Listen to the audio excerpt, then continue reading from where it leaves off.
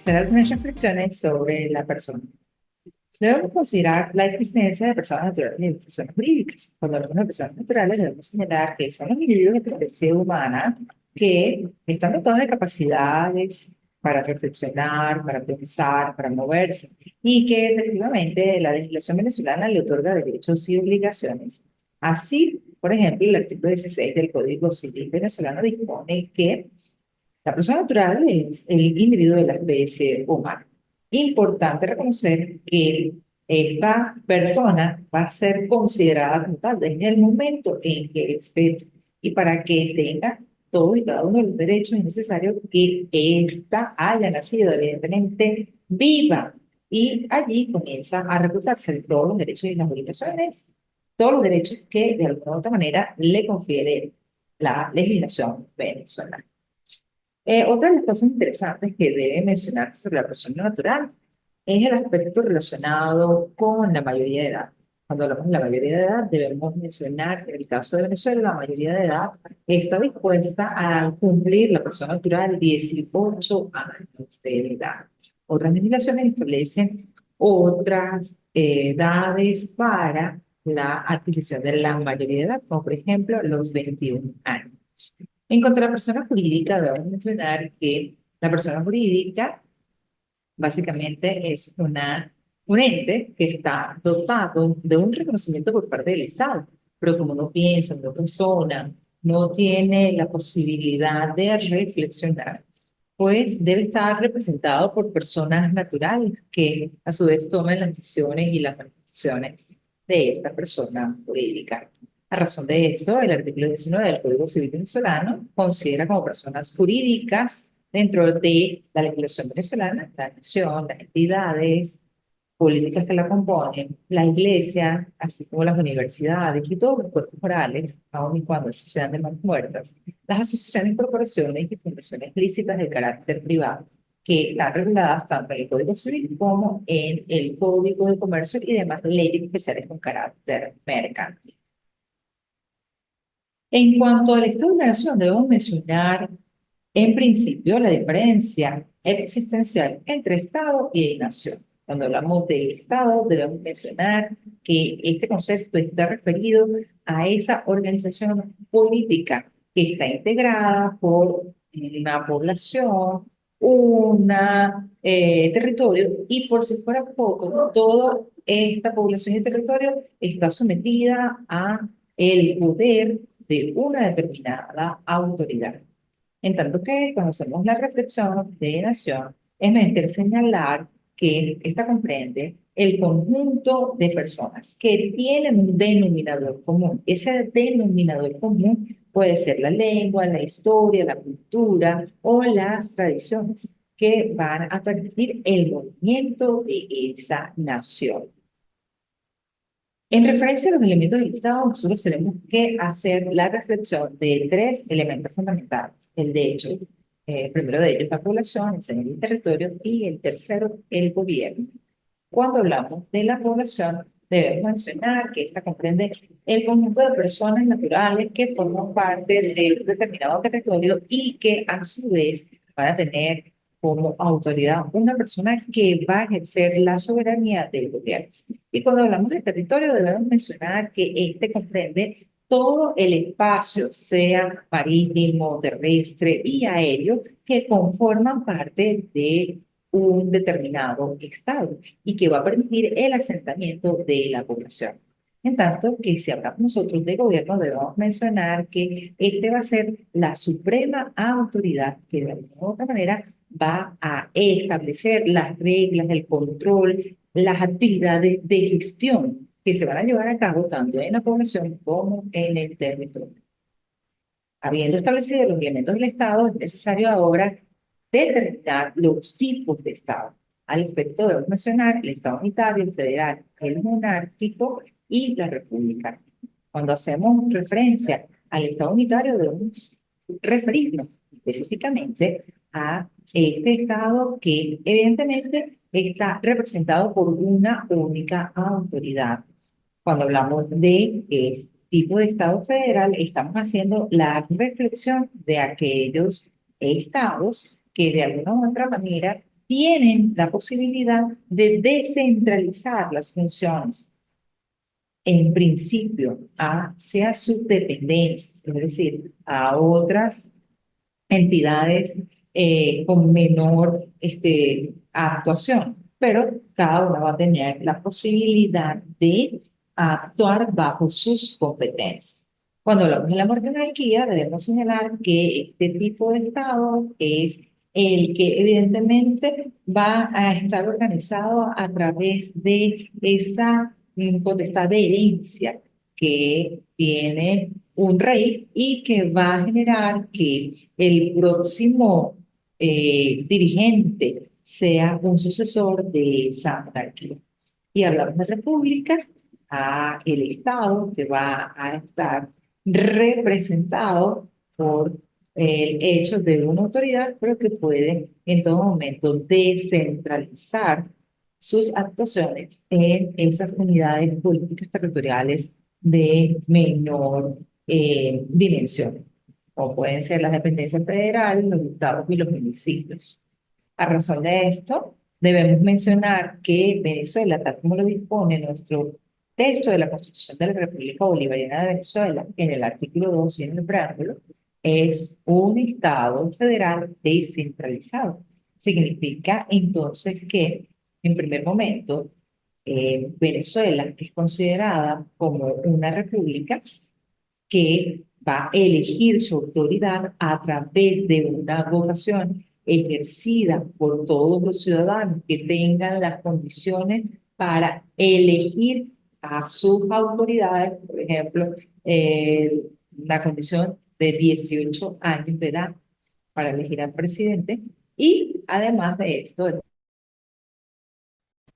es un Estado descentralizado por el hecho de que Venezuela tiene en consecuencia la posibilidad, la posibilidad de que todas las entidades están descentralizadas y pueden actuar autónomamente según las atribuciones y competencias que han sido designadas por la Constitución de la República Bolivariana de Venezuela. Y habiendo entonces determinado los tipos de Estado existentes y reconociendo cuál es el sistema establecido dentro de los textos de la Constitución de la República Bolivariana de Venezuela, es menester ahora hacer las reflexiones de los fines del Estado. A razón de esto, debemos mencionar que tres son los fines del Estado. El primero de ellos, la seguridad jurídica, el segundo, la justicia y el tercero, el bien común. Cuando hablamos de seguridad jurídica, debemos mencionar que es esa garantía que tenemos todos los ciudadanos de estar protegidos, porque nosotros no podemos tomar la justicia en nuestras propias manos y le estamos dando ese poder a la máxima autoridad, es decir, al Estado, para que ella, a través de los órganos pertinentes, pueda controlar y pueda en cualquier momento reponer a una situación jurídica infringida cuando ésta se haya cometido contra un particular.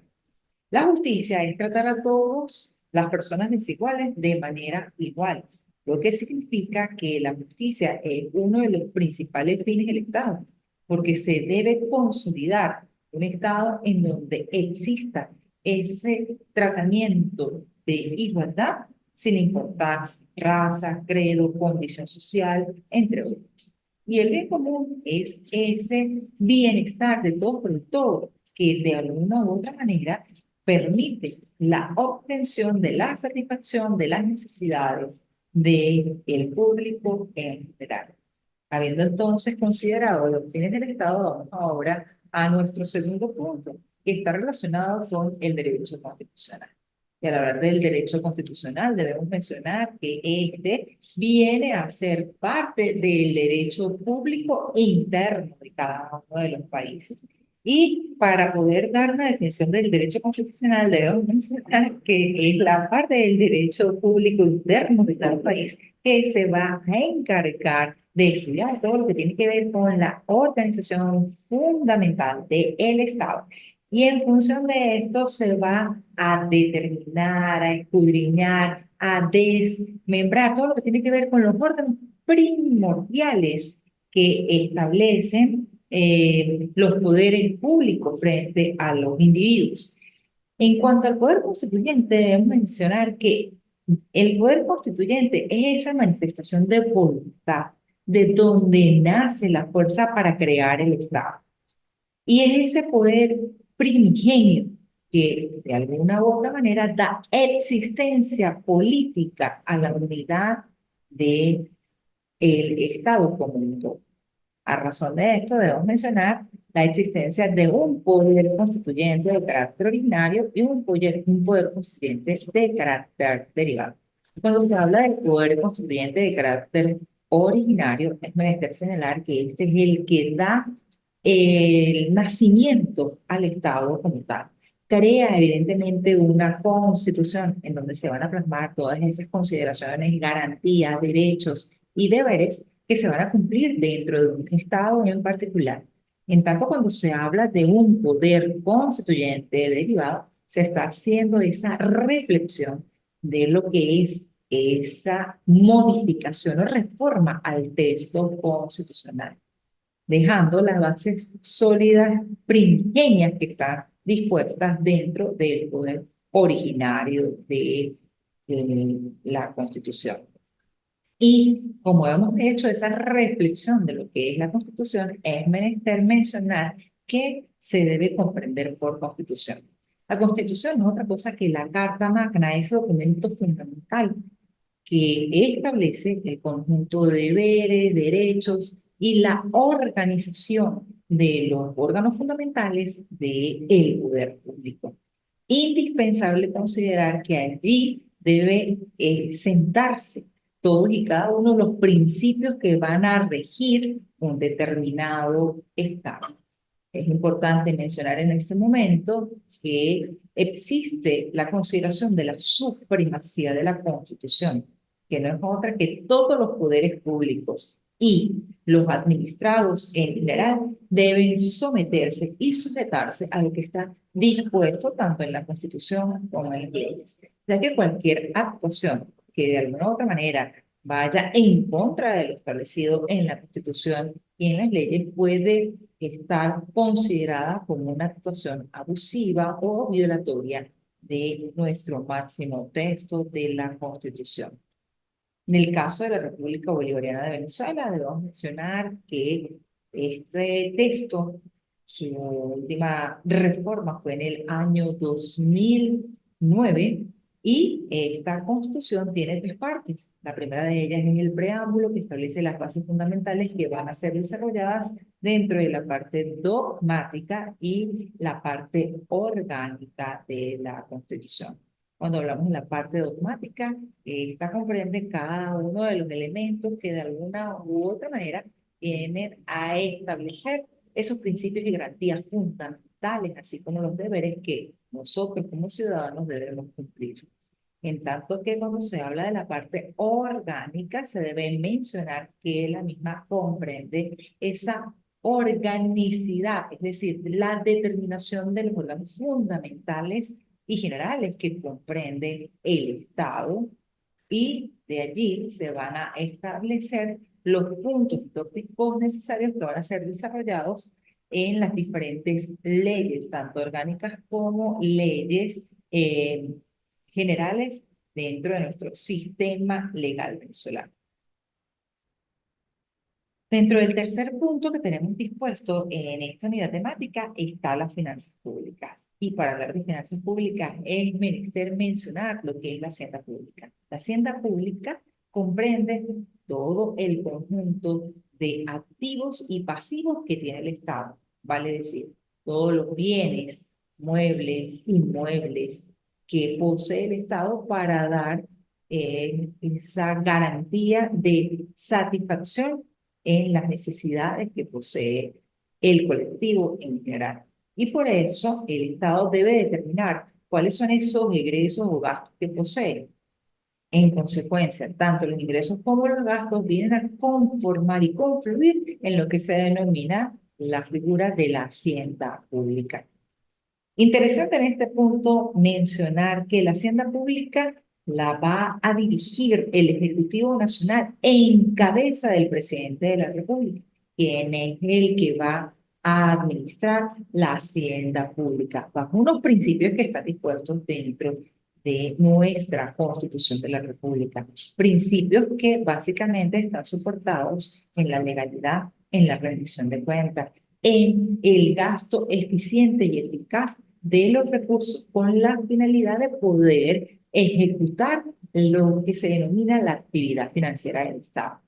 La actividad financiera para algunos tributaristas a nivel internacional no es otra cosa que el conjunto de actuaciones que lleva a cabo el Estado para poder cubrir las necesidades del colectivo. Y en función de esto, debemos mencionar que el doctor Héctor Villegas establece 4 elementos que son indispensables dentro de la actividad financiera del Estado. El primero de ellos es la necesidad pública, que es la carencia que tenemos todos sin distingo de raza, sexo o condición social.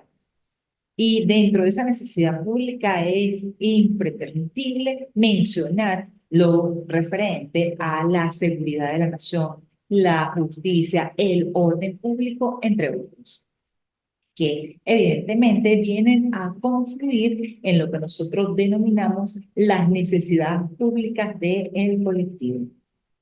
Y para cubrir esas necesidades públicas del colectivo es necesario que el Estado preste lo que se denomina el servicio público. El servicio público no es otra cosa que esa actividad que lleva a cabo el Estado a través de sus entes o sus órganos especializados para brindar una actividad específica. Pero imaginemos que el Estado no puede realizar o llevar a cabo esa actividad. En consecuencia, lo que ocurre es que el Estado, a través de una concesión, va a designar a un ente particular para que, autorizado, pueda llevar a cabo ese servicio público. Ejemplo de esto tenemos el caso de la telefonía móvil en Venezuela. Anteriormente estaba totalmente centralizada en manos del Estado a través de la Compañía Anónima Nacional de Teléfonos Venezolana. Hoy en día contamos con diferentes concesiones que ha otorgado el Estado para que se pueda prestar y explotar ese servicio público y que todos los que estamos habitando en Venezuela podamos contar con una telefonía móvil, como por ejemplo a través del sistema de Movilnet, de Movistar, de Digitel, entre otros. Cuando se habla del ingreso público, debemos mencionar que el ingreso público comprende todos esos bienes con los que cuenta el Estado para poder dar satisfacción a la necesidad pública y cubrir el gasto público. En función de esto, debemos referirnos a que existen diferentes fuentes de ingreso público. Tenemos los ingresos de carácter tributario, que son los que provienen de los impuestos, de las tasas, de las contribuciones. Pero también tenemos los ingresos que provienen de las empresas en donde participa el Estado, bien como único accionista o bien como accionista mayoritario. Ejemplo de esto tenemos PDVSA, es decir, Petróleo de Venezuela, cuyo único socio o accionista es el Estado venezolano. Otro ejemplo pudiese ser Lácteos Los Andes, en donde el Estado venezolano tiene una participación considerablemente mayoritaria dentro de los accionistas de esta empresa. También tenemos dentro de esos ingresos públicos todas aquellas donaciones, todas aquellas legados que han sido entregados al Estado venezolano. Y contamos, como último elemento de la actividad financiera del Estado, con el gasto público.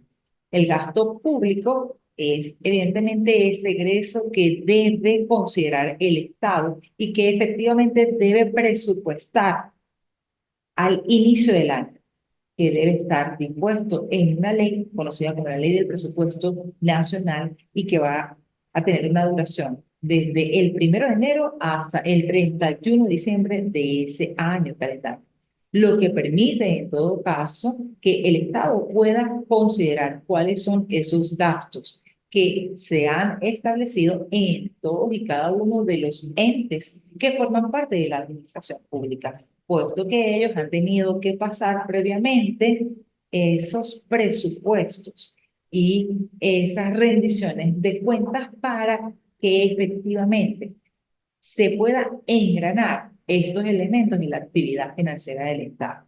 Vale decir, necesidad pública, servicio público, ingreso público y gasto público. Así las cosas, entramos ya a nuestro último punto, que está referido al sistema tributario venezolano. Y a razón de esto, debemos mencionar que el sistema tributario venezolano comprende todo el conjunto de leyes, instituciones que de alguna u otra manera deben estar en vigor o en vigencia dentro del territorio nacional y que van a permitir que el Estado pueda administrar, pueda gestionar y pueda determinar y cobrar los ingresos producto de los tributos que se puedan establecer dentro del territorio venezolano. Cuando se habla de tipos de tributos, debemos mencionar que la Constitución de la República Bolivariana de Venezuela, orientada en esa clasificación clásica de los tributos, acoge como tipos de tributos los impuestos, las tasas y las contribuciones. Cada una viene a ser una determinada actividad que va a realizar el Estado para obtener recursos. Y en función de esto, el Estado en esa obtención de recursos necesariamente debe establecer una vinculación con el administrado a través de lo que se denomina la relación jurídico-tributaria. La relación jurídico-tributaria se da entre el Estado y el particular. Particular que evidentemente está sometido, está obligado al pago de impuestos, tasas o contribuciones que están previamente establecidos en leyes tributarias.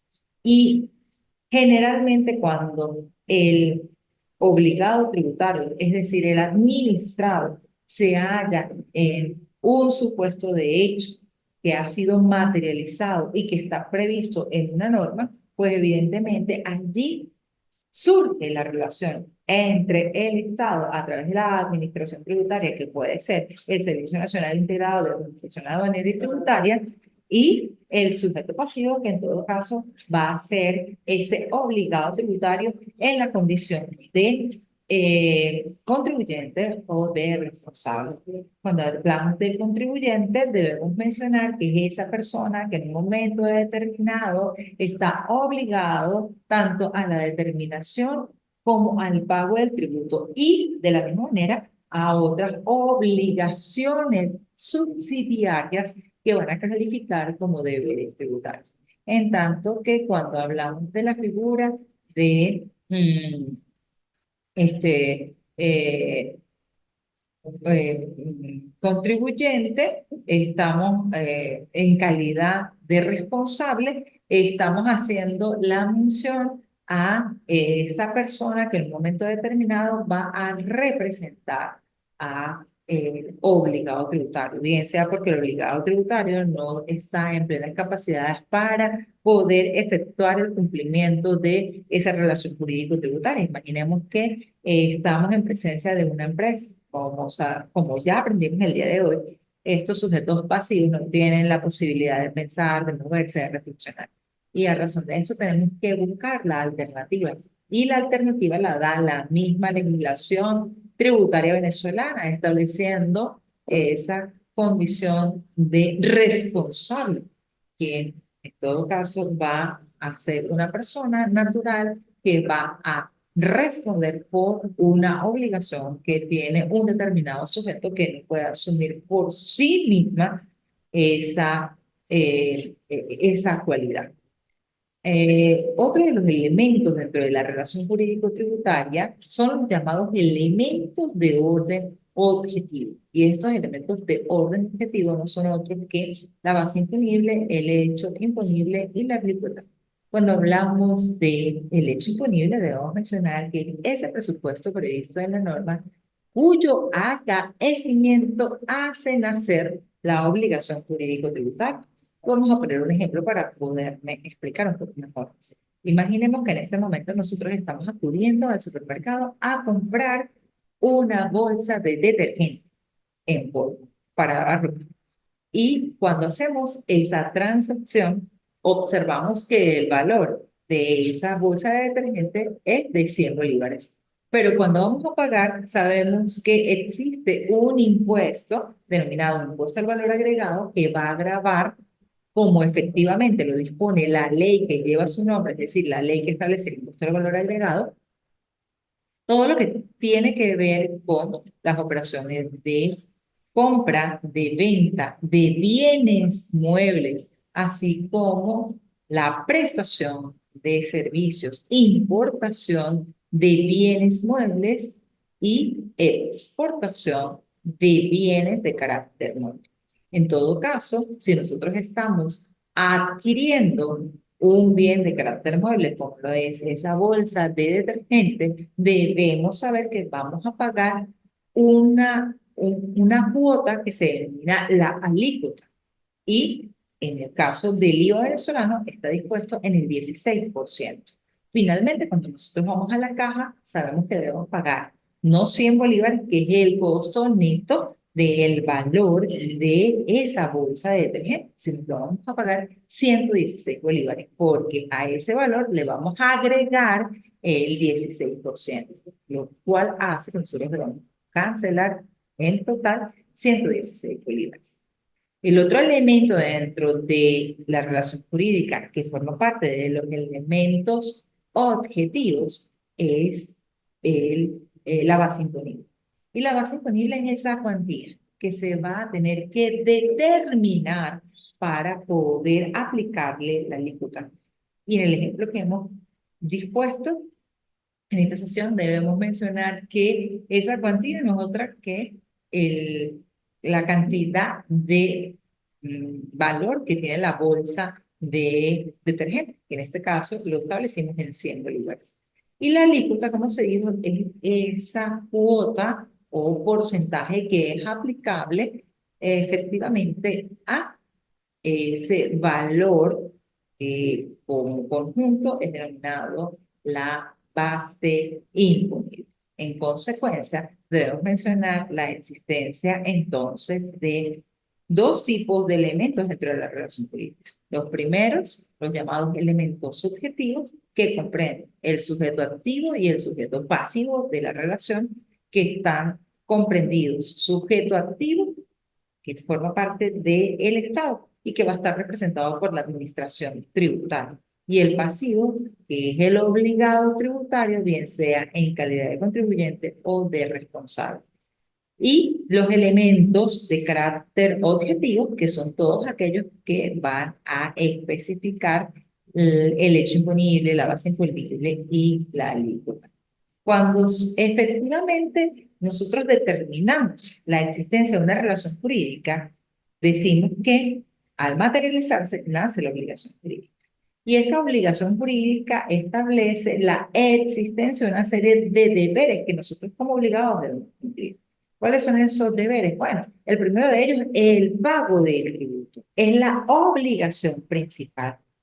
Pero además de eso, nosotros tenemos también que cumplir otra serie de deberes. En el caso que está en proceso, digamos, en este periodo del mes de marzo hasta el 15 de mayo, debemos saber que estamos en la obligación del pago del impuesto sobre la renta, siempre y cuando nosotros hayamos obtenido un enriquecimiento territorial neto por alguna actividad económica ejecutada dentro del territorio nacional. En ese caso, nosotros sabemos que una o la principal obligación es la de pagar el impuesto siempre y cuando estemos por encima de las 1.500 unidades tributarias dispuestas en la ley que establece el impuesto sobre la renta, si somos personas naturales.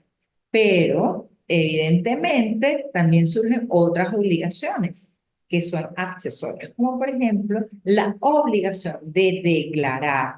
Y esa declaración puede, evidentemente, hacerla el obligado tributario de manera personal, de forma directa, ingresando al portal del SEñAR.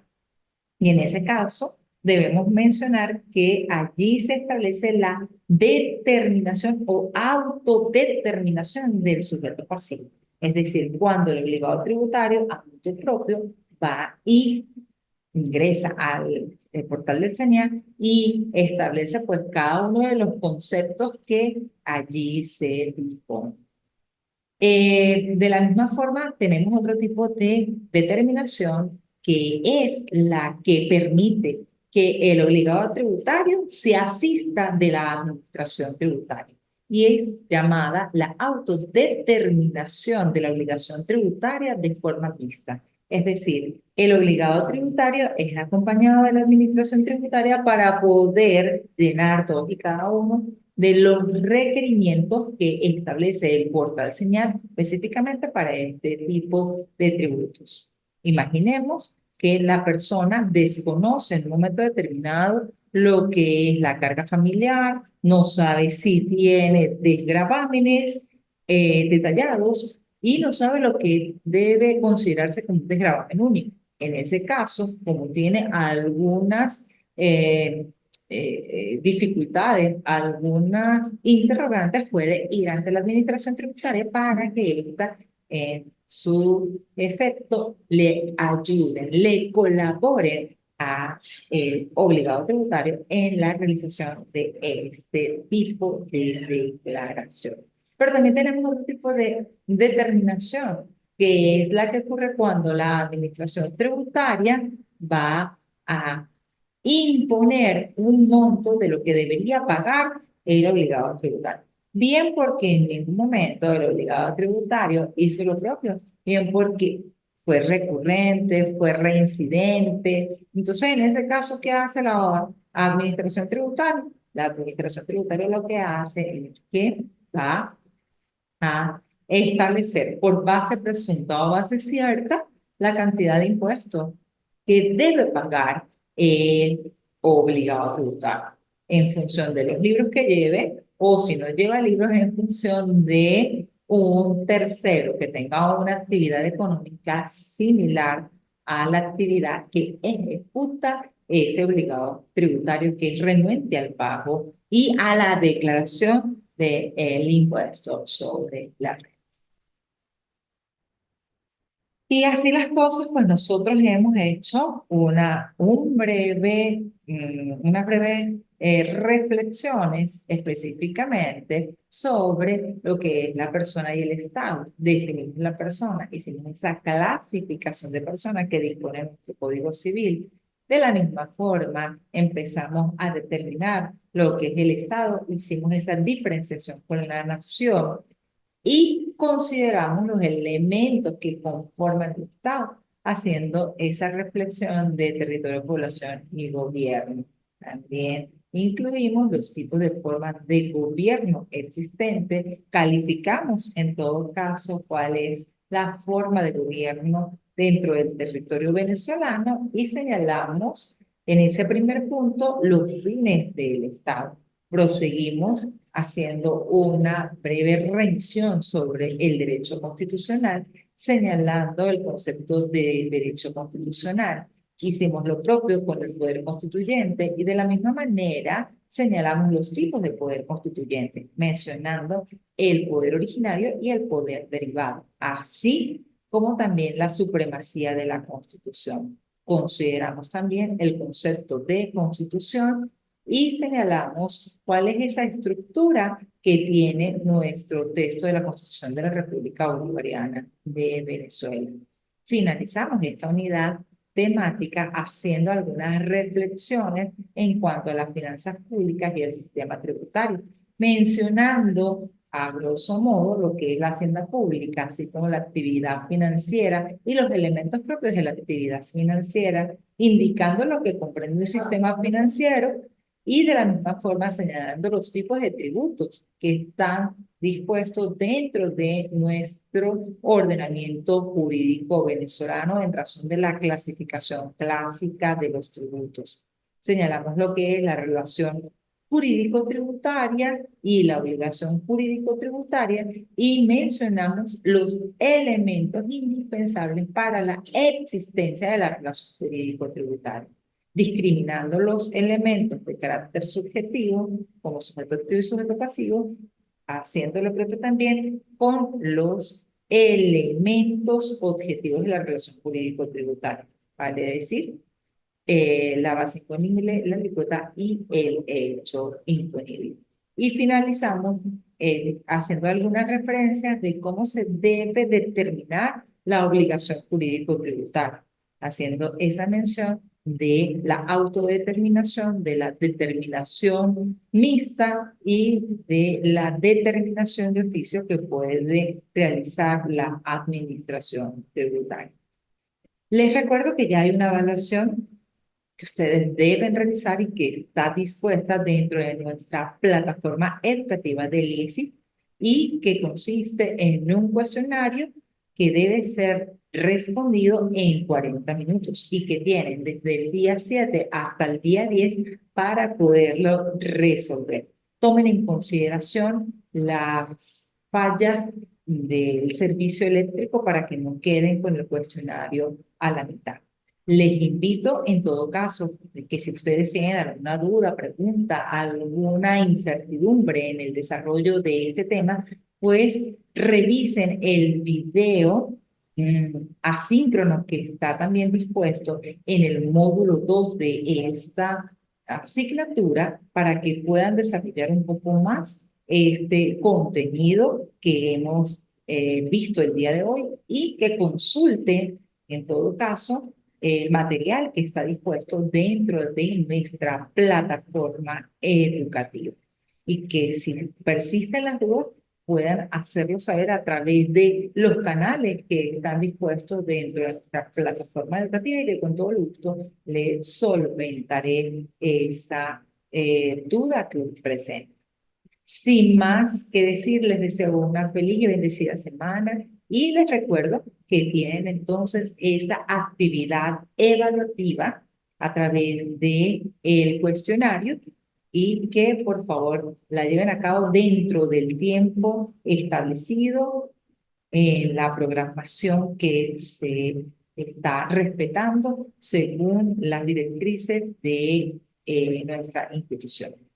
Feliz y bendecida tarde. Se despide de ustedes Mariana Buitrago. Hasta luego.